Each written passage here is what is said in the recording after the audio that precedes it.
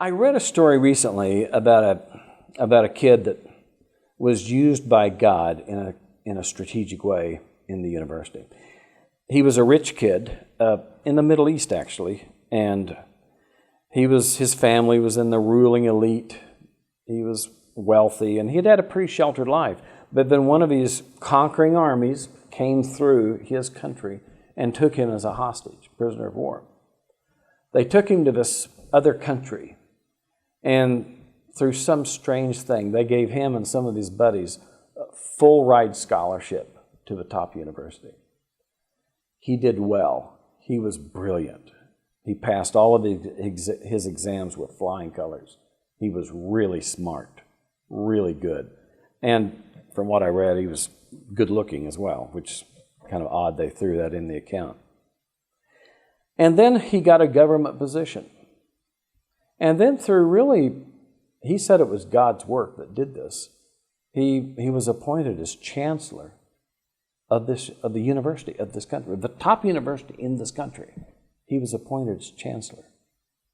Now, this guy's name, his birth name was Belteshazzar, but we know him more as Daniel. And you think about Daniel, this Jewish kid that was appointed, according to Matthew Henry, the commentator, when he became chief of the wise men, that's equivalent to being chancellor of the university. He was over the educational system. And a friend of mine, Dean Trulier, I'm not sure I've connected all the dots yet, but Dean says it seems clear that Daniel put in this curriculum reform, putting in a theistic, God-centered curriculum at this university of the wise men. So the next time we hear of scholars from this university that Daniel was the head of is 603 years later, when 3 of these scholars show up in Jerusalem seeking the one who is born King of the Jews, the wise men who came to worship Jesus. Now, like I said, I haven't put all the dots together, but at least it's fair to say that Daniel had this immense influence as a scholar in this nation where he was taken unwillingly. A New Testament example would be Paul. In Ephesus, he tried to preach at the synagogue, and they didn't really go for it. They became, as one translation says, obstinate. And so he says, okay, I'll go to another place and do lectures. So he went to what the Bible calls the lecture hall of Tyrannus. Now, the Greek word for lecture hall is schola, or school. It's our root word for school, or scholar. So it was something like an embryonic college where Paul taught. And it seems from the text that he taught from about 11 in the morning to about 4 in the afternoon, 5 hours a day. And the result, according to the inerrant Word of God, is that after 2 years, everyone in the province of Asia, modern Turkey, heard the word of the Lord. Now, did everyone in Asia come through Paul's classroom and hear him lecture? No, of course not. But Paul understood this ripple effect, that if you teach in a center of influence, there's a ripple effect, that those who are taught teach others, who teach others. And so the inspired Word of God says everyone in the province of Asia heard the word of the Lord. Now, that's pretty impressive. But all the way through the history of the church, God has used scholars to spread the word. We have an example right here in Europe.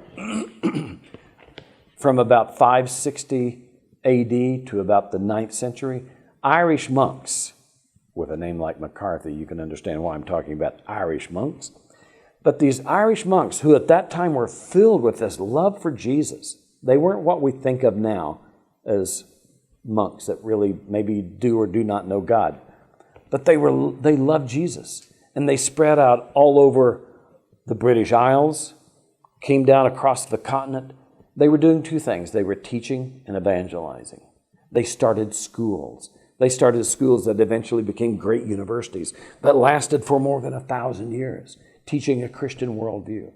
God used scholars. The Reformation. Martin Luther was a scholar.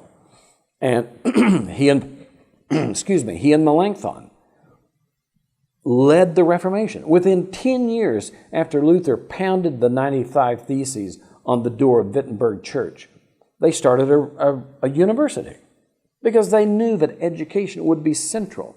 And out of that Reformation, all these languages needed to be translated into the Bible. Now that the Bible was important again. And so where we lived for several years, Lithuania, what was the first book published in Lithuania? The Bible. So what book shaped the Lithuanian language? The Bible. In Latvia, what was the first book ever published in Latvia? The Bible. So what book shaped the Latvian language? The Bible. So you see how scholarship, it takes scholarship to produce a translation of the Bible, all the way through we see missions and scholarship being inextricably linked. So God is always working in dual tandem.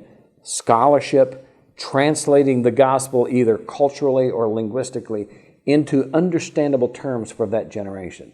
So the challenge for Europe, if we're serious about re-evangelizing Europe, we must be serious about serving God in the academy.